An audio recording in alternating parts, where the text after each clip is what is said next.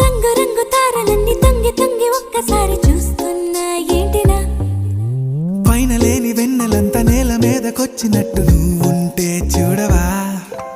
మంచువాన నన్ను ముంచనంట, వాన విల్లు మీద ఇల్లు కట్టెనెవ్వరంట.